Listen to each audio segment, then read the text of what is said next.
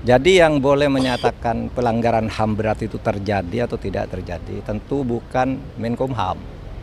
Yang boleh mengatakan itu hanya Komnas HAM menurut undang-undang. Untuk tahu masalah segala segi pertahanan, dan ini adalah alma mater saya sehingga saya datang menyempatkan ada alasan diri. khusus nggak Pak? Hah?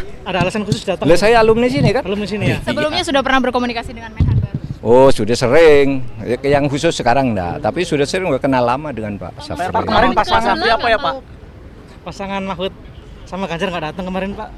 Itu kan rame di Manchester. Nah, saya sudah mau datang tapi terus ibu saya masih sakit, sekarang masih di Surabaya. PR pertama untuk Pak Syafri apa ya Pak? PR pertamanya untuk Pak Syafri gitu di Kemenhan. Wah, Pak Safri udah lebih tahu kan, sudah disusun oleh tim ya. Tim pemerintahan Pak Prabowo. Saya kira banyak lah Berarti sosok yang Pak sudah. Syafri itu sosok yang tepat ya untuk melanjutkan. Sosoknya seperti apa Pak Syafri? Pastilah dipilih oleh presiden tuh pasti memenuhi syarat minimal yang dibutuhkan. Kedepannya hubungan sipil militer menurut Pak Mahfud baiknya seperti apa sih Pak? Menurut saya sipil militer ya tidak perlu dipertentangkan karena itu ada fungsi masing-masing ya. Militer punya fungsi sendiri untuk pertahanan keutuhan ideologi negara kita, sedangkan sipil itu juga sama tetapi dari sudut-sudut yang lain.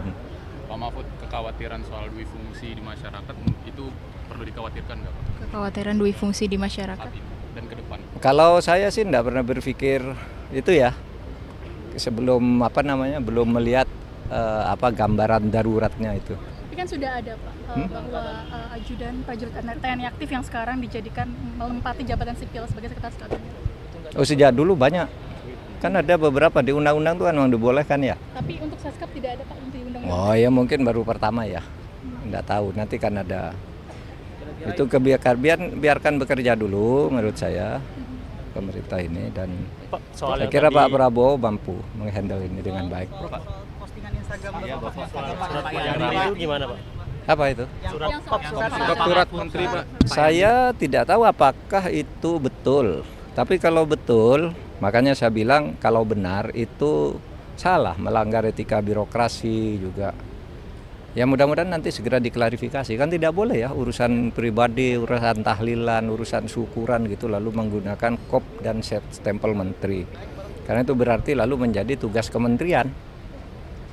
Nanti kita tunggu aja lah ininya. Tapi kalau itu terjadi mudah-mudahan tidak terjadi lagi. Terkait dengan pernyataan Pak Yusril yang Terkait pernyataan Pak Yusril menyatakan bahwa peristiwa 98 bulan termasuk pelanggaran HAM berat. Di zaman Pak Mahfud memimpin tim untuk memberikan rekomendasi kepada Presiden penyelesaian pelanggaran HAM secara non yudisial. 12 pelanggaran HAM diakui termasuk 98. Itu bagaimana Pak Mahfud? Ini yang menurut undang-undang ya, menurut TAP MPR, pelanggaran HAM berat itu harus diselidiki. Sesudah diselidiki ada 18 pelanggaran HAM berat. 5 sudah diadili. Ya, tapi 34 tersangkanya itu bebas semua. Jadi yang boleh menyatakan pelanggaran HAM berat itu terjadi atau tidak terjadi tentu bukan Menkumham. Yang boleh mengatakan itu hanya Komnas HAM menurut undang-undang. Nah, kalau Komnas HAM keliru dalam menyimpulkan itu nanti perlu dikomunikasikan dengan Komnas HAM. Oleh sebab itu waktu saya dulu, karena menurut undang-undang yang menentukan pelanggaran HAM berat itu adalah Komnas HAM, maka apa yang ditetapkan oleh Komnas HAM kita laksanakan. Seperti yang 12 yang sudah diakui oleh Presiden dan diapresiasi oleh PBB. Karena itu ditetapkan oleh lembaga yang menurut undang-undang berwenang menetapkan. Sebaliknya yang dipaksakan disuruh jadikan pelanggaran HAM berat, padahal menurut Komnas HAM tidak, itu saya Menko Polhukam menganggap tidak ada. Misalnya kasus KM 50, ya kan itu didesakkan oleh Pak Amin Rais dan sebagainya supaya itu ditetapkan pelanggaran HAM berat. Saya bilang ya bilang dong Komnas HAM, kalau Komnas HAM bilang begitu kita laksanakan. Kasus Kanjuruhan yang menewaskan 156 orang, itu kan diminta agar dijadikan kasus pelanggaran HAM berat. Saya bilang Komnas HAM tidak bilang begitu, itu kejahatan. Beda antara pelanggaran HAM berat dan kejahatan. Kejahatan berat korbannya bisa 200 orang, pelanggaran HAM berat itu bisa 2 orang bisa. Karena yang ditentukan tuh subjek pelakunya dan korbannya serta bukti-buktinya. So far mungkin Pak Yusril agak masuk akal ketika berpikir selama ini pelanggaran HAM berat itu tidak pernah bisa dibuktikan. Nah itu aja masalahnya. Oleh sebab itu kalau waktu saya tidak menutup kasus itu, tetapi ya sudah ditetapkan oleh Komnas HAM, diakui saja. Tapi kita tidak pernah minta maaf kepada siapapun. Wah, itu kan kesalahan pemerintah yang lalu-lalu yang sudah ditindak. Gitu ya. Terkait dengan pernyataan Pak Yusril yang Terkait pernyataan Pak Yusril menyatakan bahwa peristiwa 98 bulan termasuk pelanggaran HAM berat. di zaman Pak Mahfud memimpin tim untuk memberikan rekomendasi kepada Presiden penyelesaian pelanggaran HAM secara non yudisial. 12 pelanggaran HAM diakui termasuk 98. Itu bagaimana Pak Mahfud? Ini yang menurut undang-undang ya, menurut TAP MPR, pelanggaran HAM berat itu harus diselidiki. Sesudah diselidiki ada 18 pelanggaran HAM berat. 5 sudah diadili. Ya, tapi 34 tersangkanya itu bebas semua.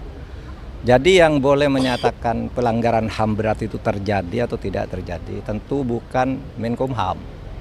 Yang boleh mengatakan itu hanya Komnas HAM menurut undang-undang. Nah, kalau Komnas HAM keliru dalam menyimpulkan itu nanti perlu dikomunikasikan dengan Komnas HAM. Oleh sebab itu waktu saya dulu, karena menurut undang-undang yang menentukan pelanggaran HAM berat itu adalah Komnas HAM, maka apa yang ditetapkan oleh Komnas HAM kita laksanakan.